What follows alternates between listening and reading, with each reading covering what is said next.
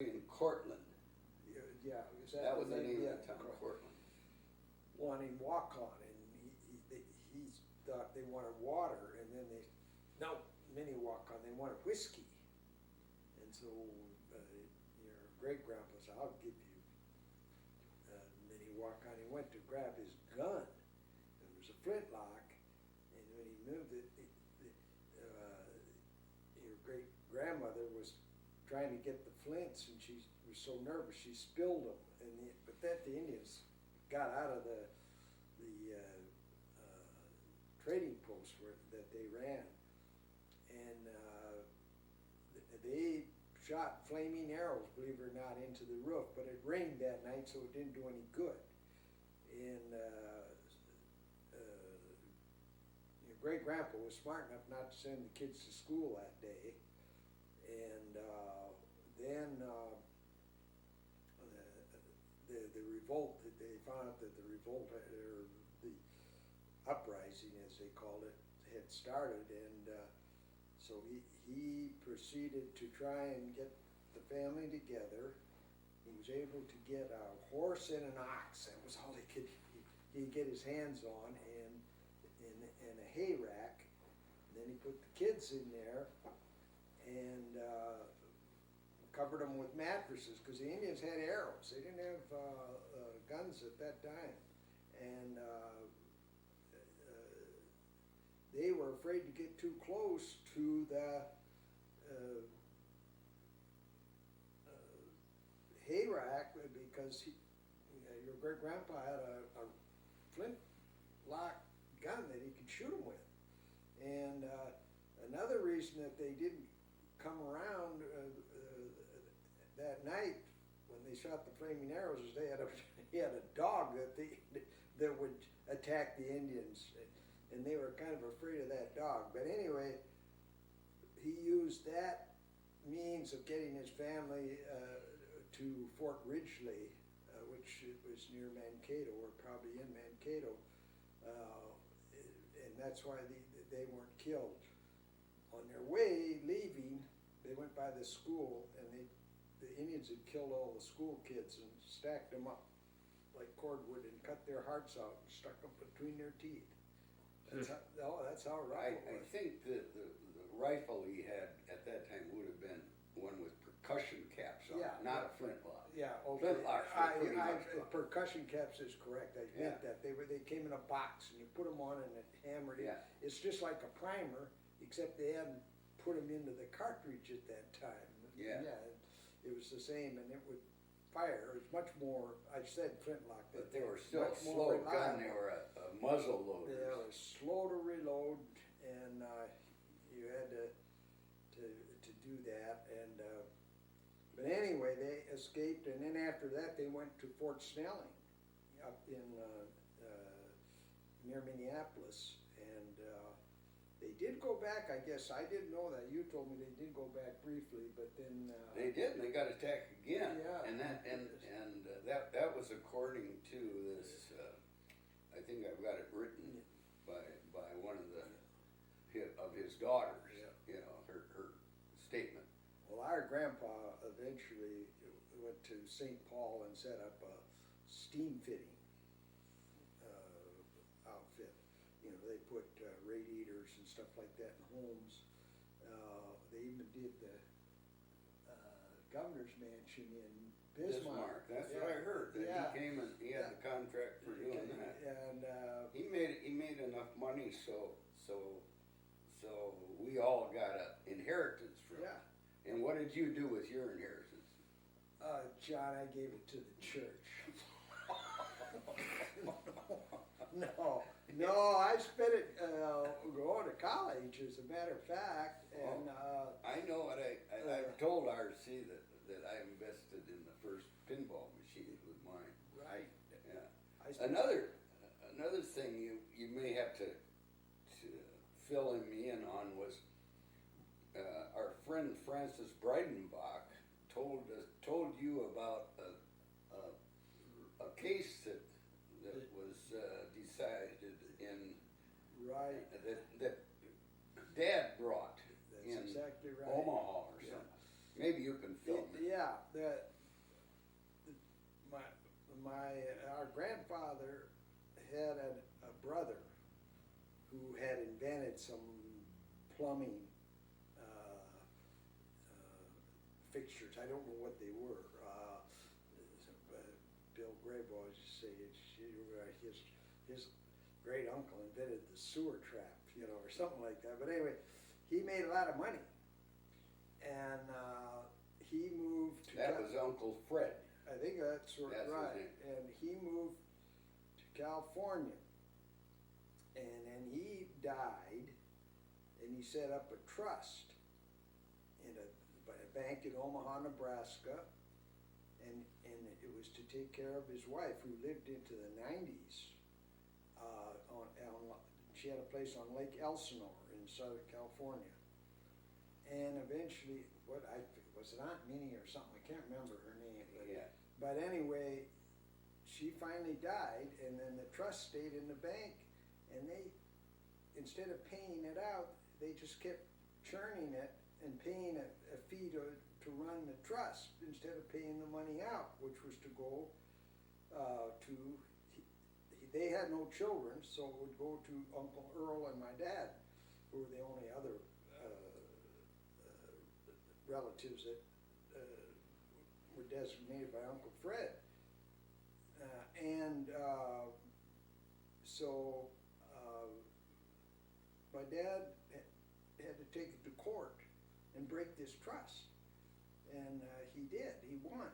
And he got this money. It was a fairly sizable sum, and he gave half to Uncle Earl. And well, no, I want to correct you. Yeah. Also, his sister got some of that. Oh, okay. Yeah, she got $10,000. Right. Yeah. And Uncle Earl, and then Dad. Yeah. And Dad put all of that into a trust for, I think, for us kids. I'm not sure how that got in there. Anyway, no, I take that back. It was, yes, it was. When Grandpa died, money was left, Grandpa Morton, and Dad put it in all of our kids' names, and we all got a share of Grandpa Morton's, which was about $2,000 each, which doesn't seem like much now, but that was a pretty good chunk back in those days. 1,500 is what I got. You must have gotten more than yeah, I. They realized that I had more potential. Now, wasn't that a precedent-setting suit that shows up in the law books? It was. It was a precedent-setting suit, according to Breitenbach, and he read about it, and it was one of those cases that was that in his rule. Well, it affected a lot of trusts. Yeah, right. All over the country. Because a lot of them were the bankers were just. They're just keeping the money and paying it keep out to getting themselves. and not paying it out. Yeah. And Dad forced him to. Yeah, they wanted to hang on to it. Now, didn't Grandma have a plan that you were supposed to be a doctor, and you became a doctor, and then Dad was supposed to be a lawyer, which I think he would have been a great lawyer, the way he analyzes things, he would have been great with the jury. And Uncle Toby was supposed to be a meteorologist, and couldn't you picture him as the jolly weatherman type? So, yeah, John would have done well at law school, but he didn't need it. He was doing too good. He was making good money long before I was. Jesus, my training was protracted, and in those days they didn't get paid during your internship or residency. And well, $150. Do they get paid now? They pay them good now. Oh, okay. Now, Grandma, I guess she was an ice skater, and then did she run for legislature? Sounds like pretty interesting. She did all of I those still things. got one of her cards when she ran for legislature. Yeah. She came in. There was 3 openings, and she came in 4th. Yeah. And She didn't get beat by much, but for a woman to run for anything back in the 1930s was pretty. well, particularly when the Republicans were about as popular then as they are right now. Yeah. I mean, Herbert Hoover had been in there, and actually, when Dad lost his job at the Capitol because of the change of administration. It was all because of the Republicans. He was a diehard Republican, and it wasn't really the Democrats. It was called the Nonpartisan League. Yeah. Was what knocked him out, and that's when Langer became governor. A.C. Townley actually started the Nonpartisan League, but over time, Langer became the major one who ran it, and he got elected to the Senate too. Yeah, and he had some pretty daughters, didn't he? Yeah. Yeah, it's kind of funny because I knew them, Joanne and whatnot, and you'd be friends of them, but the folks were on a different political level. The kids got along fine, but the folks. Well, one of his chief henchmen was Vogel, Yeah. And Vogel, Frank Vogel, and who tragically got killed. He was a lieutenant in command of a LST, and it took a direct hit on D-Day. And Wow. I just was reading, and some guy commented that the LST was there, and all of a sudden it just disappeared. It just blew completely. Well, I would explain to him that one of the Vogels, was in the great race down Washington Street, and we let him drive because he furnished the wheels with the ball bearings. But somebody gave him a quick shove just to get it faster. Pulled the steering wheel off. I told R.C. that. Remember the name of that other Vogel? That was the same Vogel family, though. One thing I wanted to ask you about, Jim, is because you guys have, over the years, I've always known you've had a lot of very interesting friends. We talked about Normie a little, and one of the most interesting people I've met out here in California is Larry Belisle. And the Larry. story of him with that, I guess he had the cigar box with the medals, and his wife didn't know about it, I believe. Yeah, Larry is still alive. He lives up in Deer Park, Washington. It's about 15 miles from Spokane. He started out here he lived on the corner here. And he was first wave at Iwo Jima, and then he, believe it or not, he was a medic. He landed again in Okinawa, and he got hit there. He actually got bayoneted by a Japanese soldier, and the other Marines killed the Japanese soldier, and he also got hit by shrapnel. He spent a year in the San Diego hospital. Then he tried to make a living racing cars and doing all other stuff. He even went to North Dakota. He married a girl from Sheridan, which is north of New Rockford, and but they eventually separated. And he had one boy by that girl, and then he joined the Air Force as a dental tech, and then when in the Air Force they sent him to Korea, and he got a medal for pulling a guy out of a jet that was on fire. He ran there, climbed in, pulled the guy out. The guy was badly burned, was still alive. And then, because he spoke fluent French, they put him on a DC-3, flew him to Formosa, or Taiwan, and they painted French insignias on the plane, and then flew him into Dien Bien Phu to help get a American medical outfit out of Dien Bien Phu, and he was sent along because he could speak French. The whole French involvement was being supported by the American taxpayers. Most people don't know that. So we were into before actually the war, we were supporting the French. And when the French gave up, then of course, then we took over. We know what the result was. But anyway, yeah, Larry came back here and was doing all right, but then he got divorced and moved on. Yeah, I think he has a bit of a drinking problem. But wasn't the story that his wife Vi found this cigar box full of medals, and he had never told her that he was a war hero and basically went 3 wars? Yeah, I'm not sure about that story. I hadn't heard that one. Oh, okay. I wouldn't doubt it, but that one did not. He didn't flaunt his medals or anything like that, and he didn't talk much about Iwo Jima unless I specifically asked him. But he saw him raise the flag and all that stuff there. They were right beneath Suribachi, and when that's where the initial landing was made. And everything he said is pretty correct. But it was just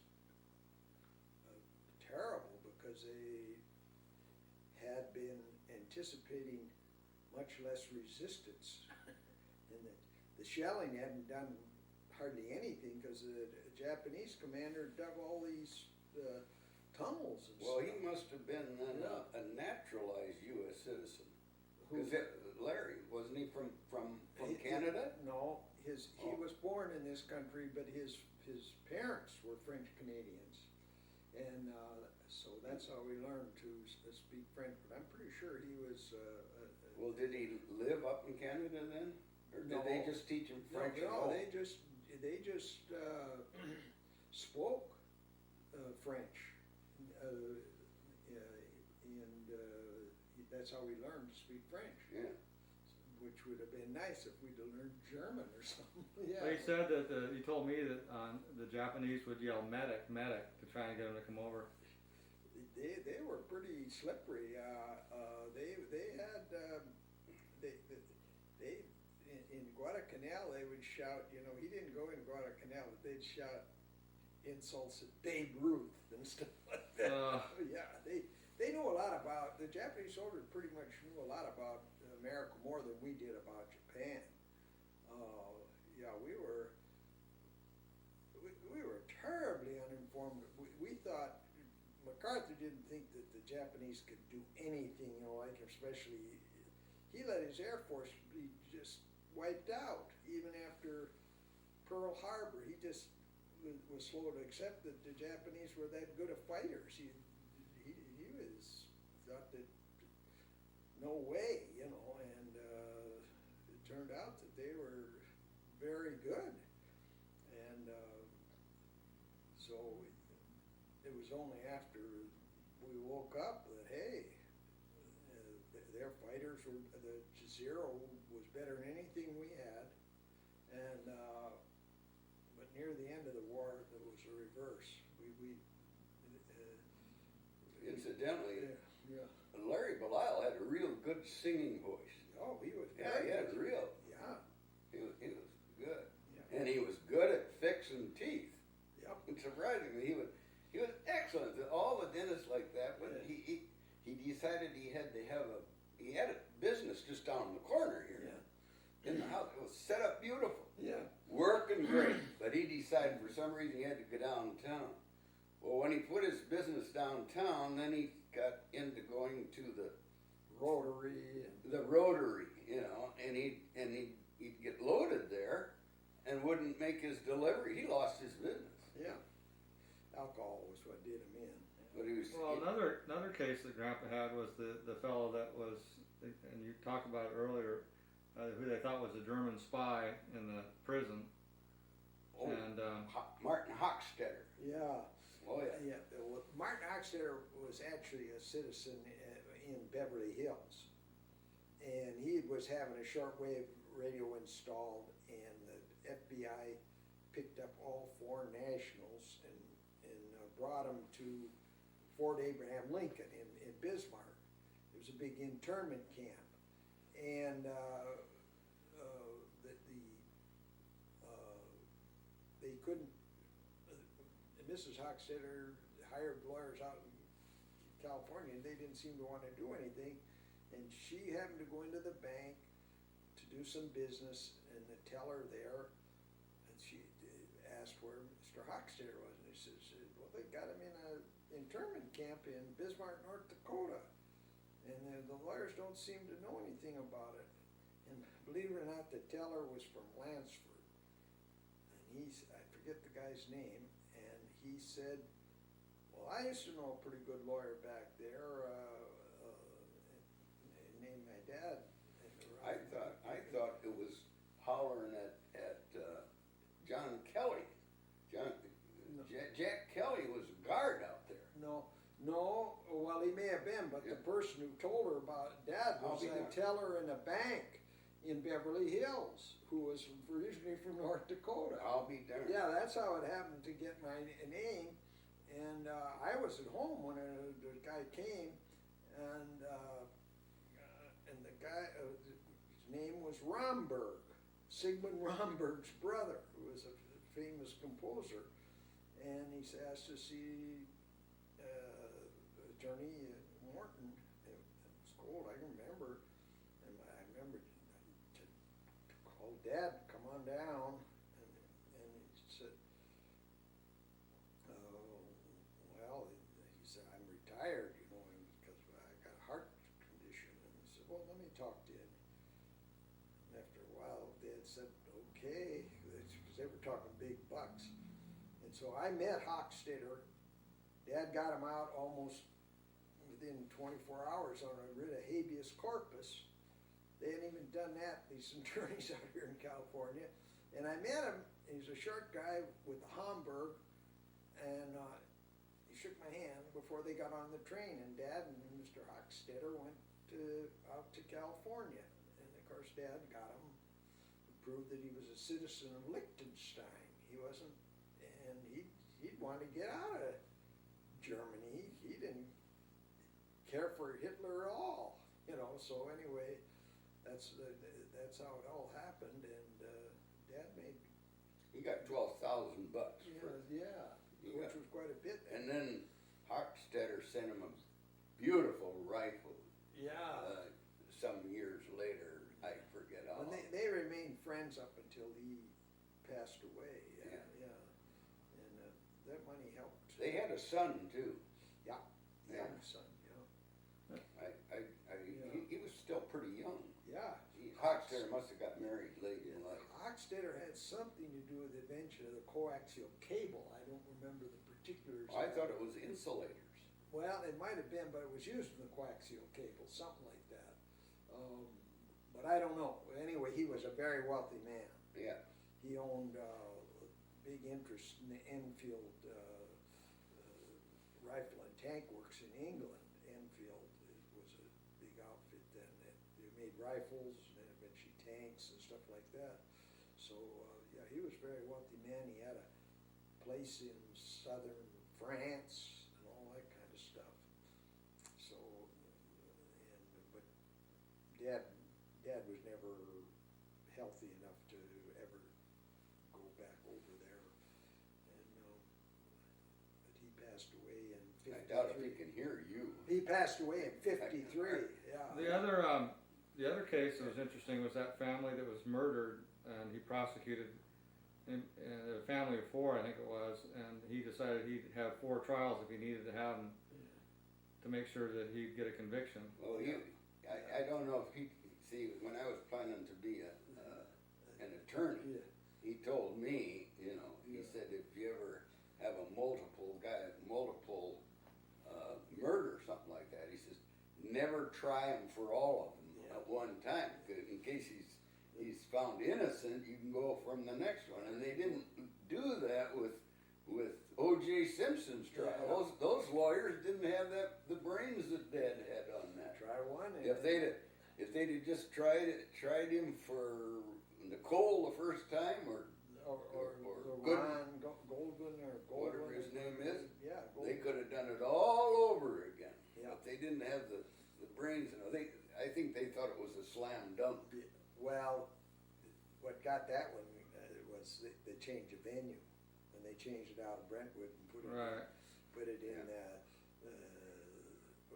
where most of the jury were black, and they weren't gonna convict him, because it was shortly after that whole Rodney King episode, and they were mad because they let those policemen off. There's another guy we should mention, well, he was actually best man at my wedding, it was Whitey Radel. I don't know if I've ever mentioned Whitey, because he was one of these guys with the ability to page read and remember what he read. Yeah. And I tested him on it one time, because I said, well, wait a minute, you can't read. Nobody can read that fast. Well, I got popular science at that time, and I said, you read this popular science, I'm gonna quiz you on it when you get done. He passed with flying colors. He could remember stuff like that. But Whitey was probably the one who influenced me early on that there's no deity. Yeah. He was a Catholic. Agnostic or atheist early on, and it was pretty troublesome in his household, because his mom and dad were diehard Catholics. Oh, yeah. Oh, jeez. So I don't think he could. We almost had the same thing once Whitey convinced us that, or at least me, that religion wasn't going to satisfy my desires anymore. I wanted no part of it. The one person I never mentioned it to was Dad. Yeah. Because Dad would have been hurt, and there's no convincing him. He was a believer. Yeah, I was not that, because he made me go to church with him, and I didn't like it. I didn't like church. The only thing that made church good for me was Ethel Sandine. Wow, she was a looker, and she was in the choir. And other than that, I just Dad. Was she the one that married Davis? Yeah. Bill Davis? Bill Davis. Oh, she was. Yeah. She came out, she was going to make it in Hollywood, she didn't. Yeah. Believe it or not, I saw her. She was older, but she still looked good. Mm-hmm. And as a patient, and she told me something, because we had a stray cat, and she told me about cats, and she said, well, cats won't. You can't keep them on the ground. They always want to be up, because all their enemies. This is instinctual with cats, and that's true. We come out, the cat. We have a cat, and it'll be sitting on top of one of the cars. Mm-hmm. They know where to go, and when they go to bed, they don't go to bed on the floor like a dog. They always want to be up. That's instinctual. Well, you were talking about the one fellow could page read. Didn't Bill Simon have the photographic memory, or he could? No, not. Well, Bill could remember dates. Yeah. He'd go back. And of course, sometimes when he was pretty darn good at it, I'll say that. But once in a while, you'd say, wait a minute. He talked like it was an actual fact, and you go back and really check it out. He was a few days off. He had the ability to embellish what would be a ordinary circumstance. He could make it sound like something that was really significant. Well, one thing we mentioned the Non-Partisan League, and who you said started it. What was his name? A.C. Townley. A.C. Townley started it, and Bill Simons ended it. Yeah. He seriously did. Yeah. He kept publishing the leader, Yeah. the Non-Partisan League leader, all on his own and whatnot, and mail it out and whatnot. But finally, he had to give up on it. Yeah. That was the end of the Non-Partisan League. Actually, he said something derogatory about Langer, and that they got him out as publisher. Oh, was that? Oh yeah, he said something that he should have never done. I mean, probably true, but it's a guy signing your check. No, he and trying to think of the guy who lived next door to me when I was in Bismarck. Both he and Simons lost their job with the leader. Well, he never got paid anything anyway. I don't think No, he got they didn't. much. He He eventually, was doing it more as yeah, he couldn't stay out of he wanted contract. to be, he wanted to be politically active and Yeah. recognized, and it didn't Right. work. Were you keeping you now? Well, I gotta go back, cause. Oh, we can do it again another time. Yeah, Some more questions. Well, Good. try to write down some subjects in I will. history. I wanted to, tape ran out when you were talking about the Seabergs, or those, not the Seabergs, but the jukeboxes you took to the dump and how you Oh. had all those jukeboxes. Oh, well, those are the Wurlitzer 1015s. And when they're fixed up now, they're guys getting at least $8,000 for them. Of course, that was many years ago, but they were never a good jukebox. They only had 24 songs on it. They were 78 RPM records that would wear out after about 75 to 100 plays. The needle would be resting on them, and I think I'll mention again as your tape ran out. If you put a 1015 in a bar, and at the end of the day, the bartender and whatnot, they're going to turn the lights off on it, they'll unplug it. And then the next day they forget to plug it in. Somebody goes over and wants to play it, they'll put some money in it, and that usually makes them light up, when they drop the money in it. Well, they dropped the money in that, well, that didn't work, I'll put another nickel or a dime or quarter in it, whatnot.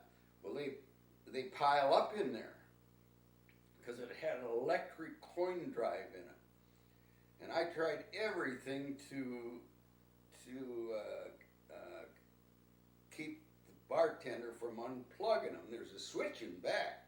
They have to flip the switch in back.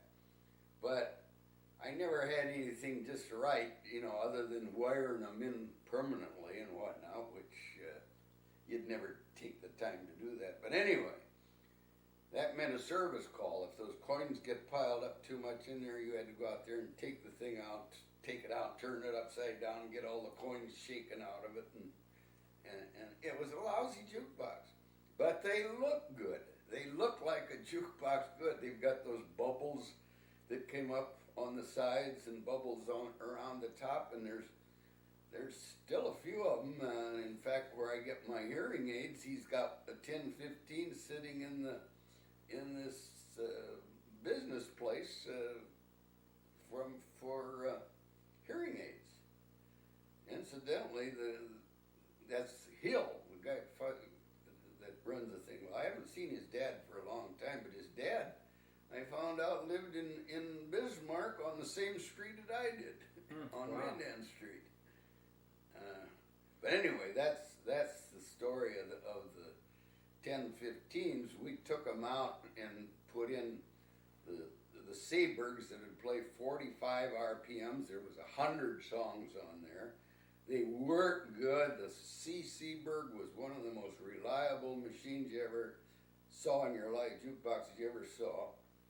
And it replaced one of the worst ones that was nothing but a pain. The Seaberg weighed less, too. Those 1015s the 1015s were really what gave me the idea of Escalera. They were so darn heavy to try to move around. But the Seaberg Model B wasn't as good as the Model C. And then after that, the D's and whatnot, none of them ever they were sort of like, sometimes you take a Mustang, and the first year's Mustang automobile was a beautiful car. Well, then in seeding years, they dummied it up. You see that with a lot of cars. The first year out there, in fact, the first year I had a Chevrolet pickup. I think it was called a Chevette or something like that. It was a beautiful thing. It was very practical. It was nice looking. Well, then the next year they decided to slope the back of the box rather than make the box square and whatnot. Well, that made it tough to tie down something. They just. What I'm saying is sometimes the first model's the best one. And that Model C was a real good jukebox, and we bought a lot of them. We had a lot of them. As far as I know, they're probably still working someplace. Well, what did you do with the old Wurlitzers? Well, yeah, the old Wurlitzers were stored in Dad's garage and over on Hannafin Street, and we keep putting more and more stuff in there. Well, then pretty soon we'd get some people say, hey, you know, I need a garage. You know, that's what they were built for. There was all those apartments there, and it got early on, you know, in the believe it or not, when I first started in the coin machine business, it wasn't like it is now. Everybody did not have a car. They just, you know, they'd walk and whatnot. Like Peggy's mother never had a car until God knows when, you know, so late. But anyway, it got so these people wanted those garages. So it was either go rent a place to store them, which at that time we just figured they were junk, and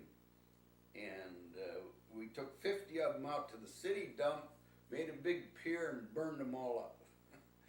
And now 50 times 8, ooh, I hate to think about it, but that was terrible. Well, as you saw technology change, though, so you had your jukebox business, and then I think you told me that you were worried when the TV came out and the bars got TVs that might influence. Oh, and it did have an effect. It's you don't see many jukeboxes around anymore. They've got these, you know, they've got them that'll play the CDs and whatnot. But it used to be every bar had and restaurant had a jukebox. Plus the fact we had wall boxes, RC.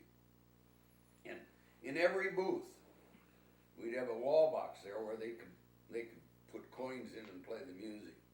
And was that ever a job to change the records on the jukeboxes with a wall box, because you had to wait till the people got done eating to unlock the box and take the money out and then change the labels in the jukebox for the jukebox, just for that one booth. If there were some places that had as many as 50 booths, and but we did it. Somehow or other we did it and kept the most popular records on there. But it was and then putting in those wall boxes took a lot of work, you know, because they had each one had to be wired separately, and we worked through the basements and everything else. You know, I've been in the bottom of a lot of restaurants, and in a lot of those restaurants in Bismarck, it was shocking how many rats there were down there. It was very uncomfortable to go in there. There was lots of rats in Bismarck. Yeah. You said it was hard, being in the jukebox business, it was hard to predict what song was going to be a hit. Yeah. Well, I could never do it.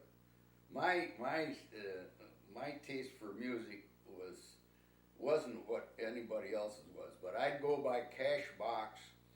They'd come out. There was Cashbox, and what was the other? There was another publication. They'd give you the top 10. What? Billboard? Yeah, that's right, Billboard.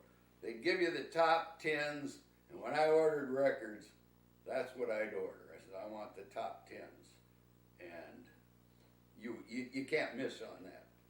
Once in a while, they would be pulling some shenanigans and put some on there that weren't top 10s. They're taking money under the table, you know, to push a song. But most of the time, the artists were so popular, like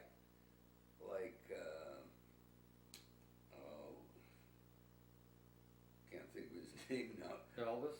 Elvis, yeah, Elvis Presley. Elvis Presley was just phenomenal when it comes to records. You put some of his on there, and it was really great. One of the peculiar things was Lawrence Welk. You know, you still hear Lawrence Welk. He'll be on Channel 6 and whatnot, and he was probably the most popular music personality from North Dakota. He came from Strasburg, North Dakota. and he was very loyal to North Dakota. Well, I said, that'll be easy to put the records on, because we had the jukeboxes in a couple of bars in Strasburg. We'll just put a bunch of Lawrence Welch records on there, and they'll play to beat the Cars. It wasn't true at all. They wanted the Elvis Presley just like everybody else. The Lawrence Welch records, I'd hate to meet him personally and tell him that in his hometown they didn't pay any attention to it, and it fooled me. But that's a fact.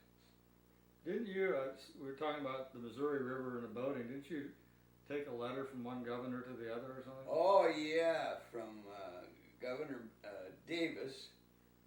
John Davis was governor, and we took it to the governor, Joe Foss, South Dakota. And Joe Foss was ace in World War II. He was a pilot. I forget what he flew, probably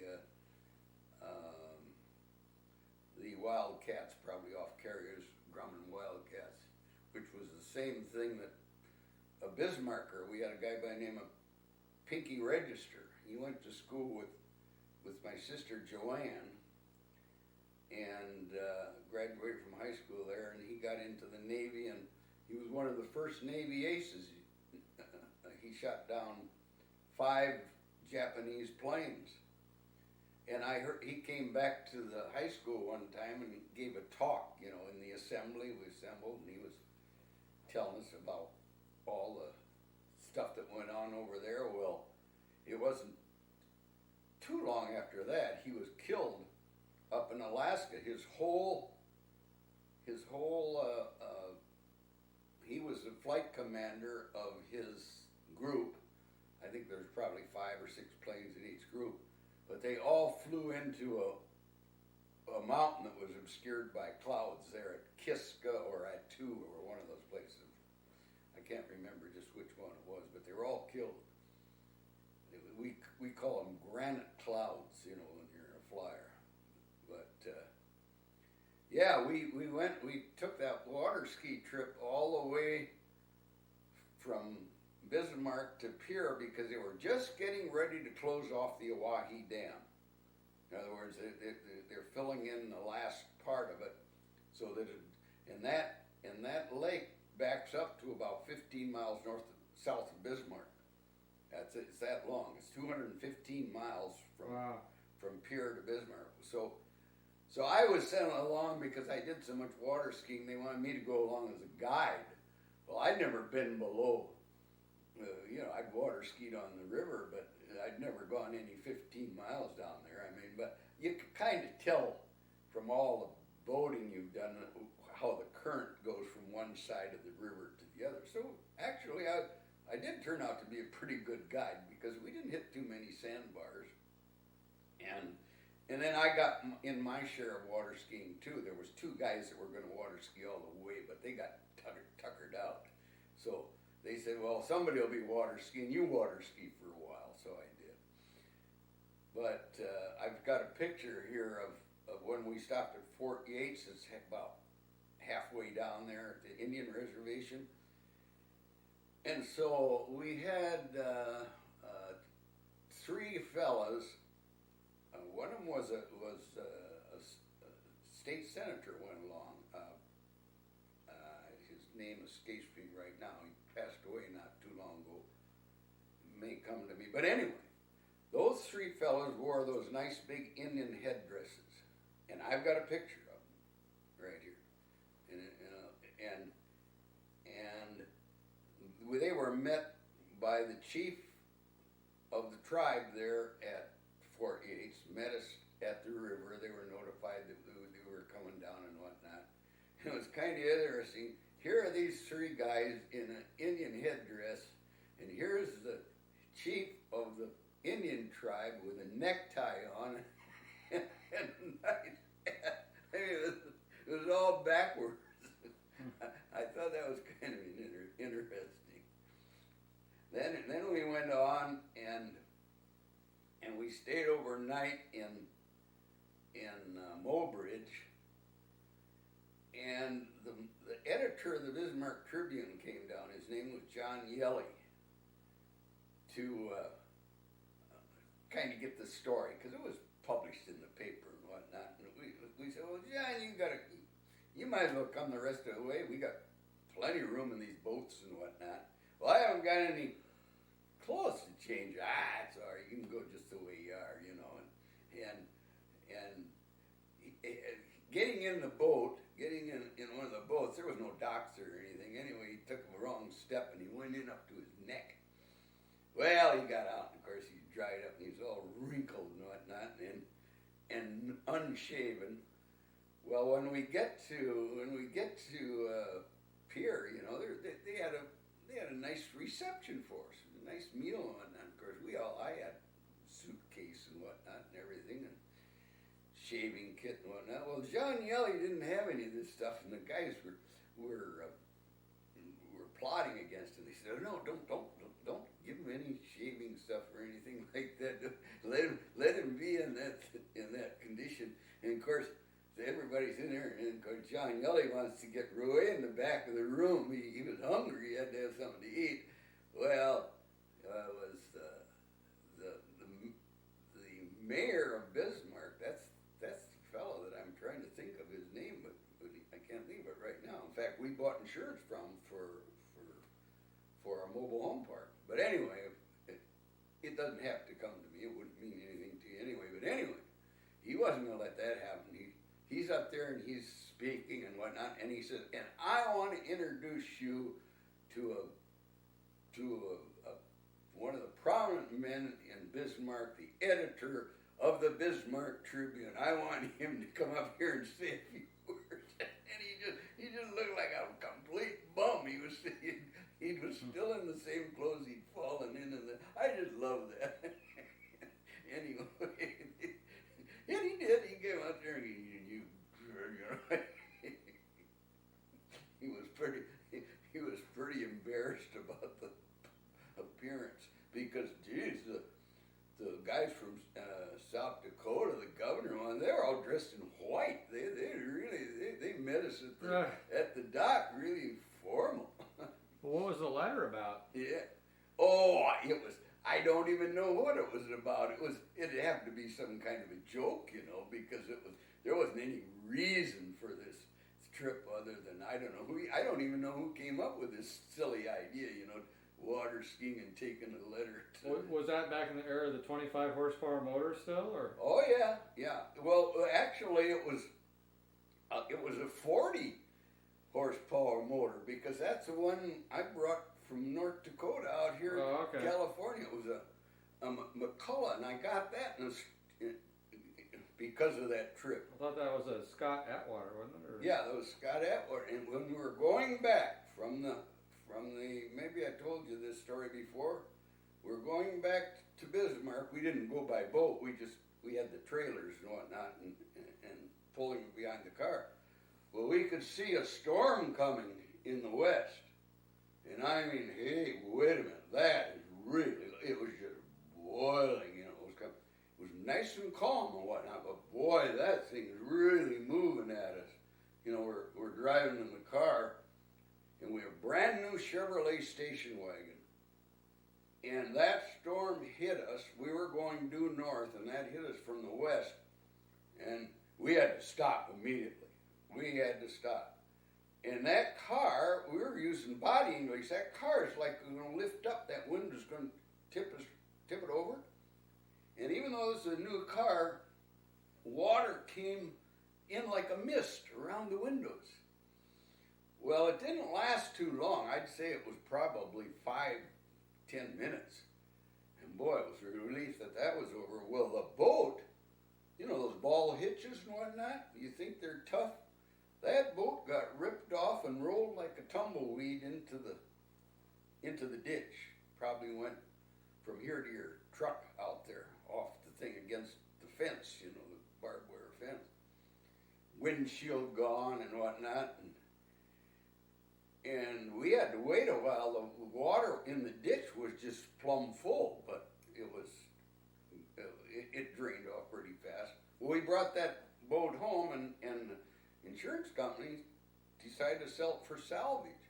So I bought it. I bought the boat, and put a new windshield on it and fixed up the scratches and whatnot, and that's the boat we had. Now, didn't you describe that as that storm was actually a tornado that hadn't flipped up yet? It was almost like a big wheel rolling towards you. It looked exactly like that. It looked just, you got that right. It was just rolling across the thing, and so it was probably a tornado that hadn't tilted up yet. Is basically what it was. That could be. I never thought of it that way, but it was just like a tornado, and I've never been in a vehicle that came that close to being blown over, and there was, I think, 4 of us in the car. But that's the worst storm I've ever been in that I can recall. Well, I remember a storm one time on Arthur Drive when you had to move the table back from the front window, because you thought the pebbles from the street were gonna come up and break the front window. Oh, I don't even remember that one. Yeah. I don't think people who haven't really lived in an environment like North Dakota understand the whole amount of wind you get and the amount of how cold it Your gets. mom was getting peppered by hail. She was coming back from the swimming pool, and the woman could see your mom was just, and the woman rolled down the window, come quick, get in my car. So your mom got in a stranger's car, to get out of the woman realized that she was really getting peppered. And I had Well, how big was that hail? What? I thought you said it was like golf ball size or something. Well, oh yeah. I had a brand new Plymouth, and I said, boy, that's quite a storm. But I was anxious going home. I was coming from Washburn and whatnot, and I said, I'm going to hit some pretty heavy rain there. Well, it wasn't heavy rain; it was heavy hail, and it dented the roof of the car, and the hood, and there were a lot of dents on it. So the insurance company fixed it. Well, then pretty soon I see where I'm looking at it, and I can see, hey, what's this little cracks around there? Well, then I realized the way they fixed it was leaded it in. And when I started seeing that thing, I decided that's when I traded it off. I said, those dang things are going to start popping out of there and whatnot. It was, if you ever get a car with hail on it, they don't pound out. I in my head, I was thinking, oh, they took the headliner out and pounded out the dents. Mm-hmm. They don't do that. All they did was let it in. I didn't know that.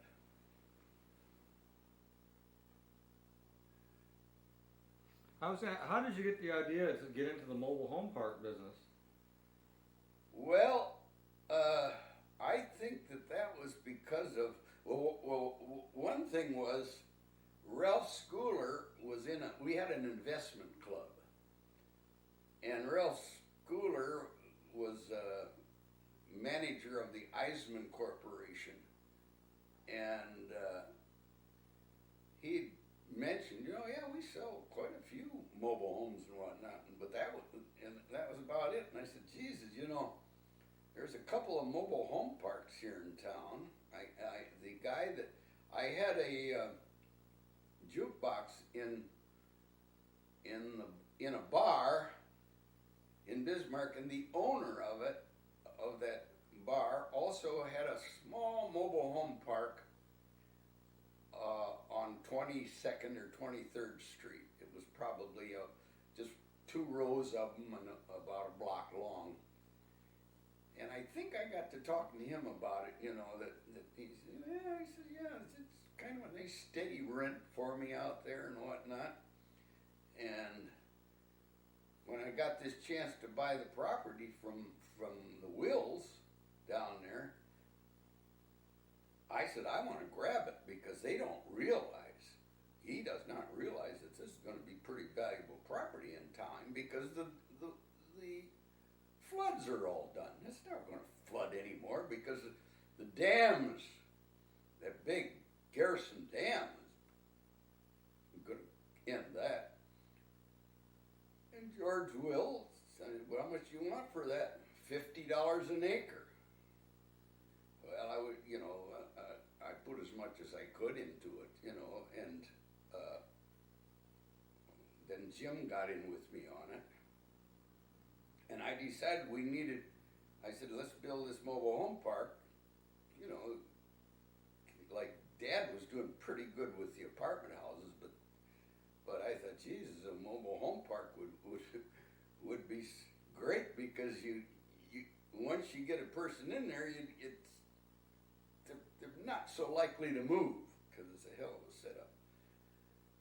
setup costs and whatnot. And that's about it. I got Ralph in there then, because he sold a lot of mobile homes. I said, well, geez, we put the investment in there, we want it to fill up fast, so we start getting some money out of it.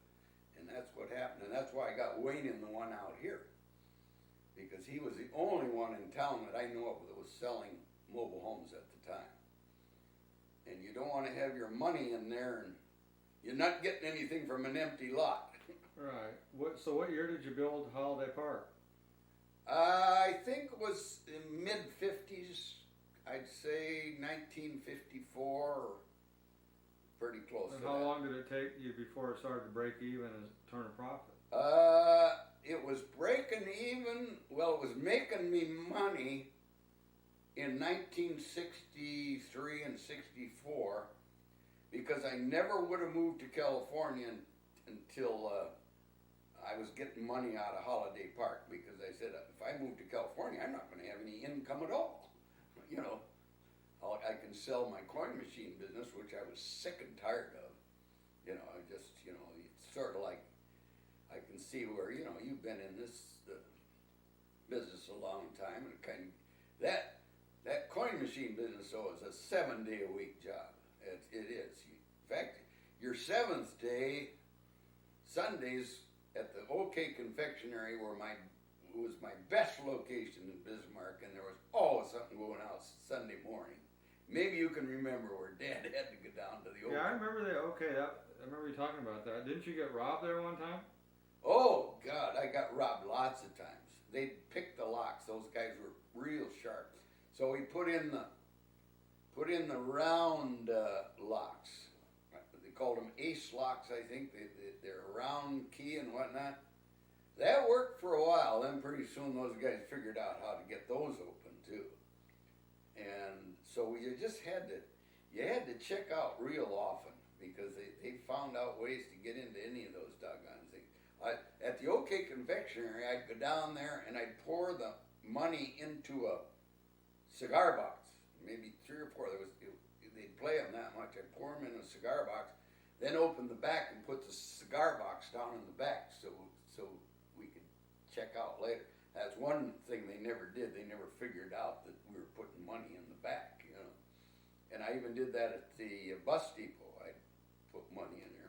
One time, I brought the machines. I'm going to change machines at the bus depot, and God dang, I'm sure getting weak, because this thing's awful heavy. I forgot to check, take the money out of the back of the pinball machines. I got all the way up to the house, and I had all this money. I had to check it out and take their money back down, their share of the money down to the bus depot.